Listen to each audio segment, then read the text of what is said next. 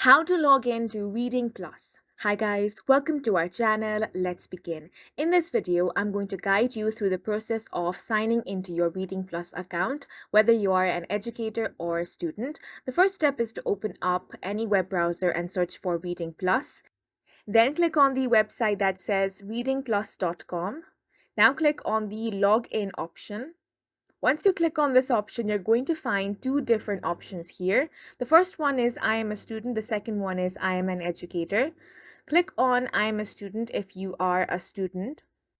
For students, you have to enter the site code, which is provided by Reading Plus itself. If you have forgotten the code, you can click on Forgot Your Site Code option and then click on the next option after you have entered the site code. Then enter your password and click on the sign in option.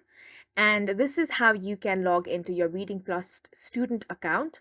If you are an educator, click on I'm an educator.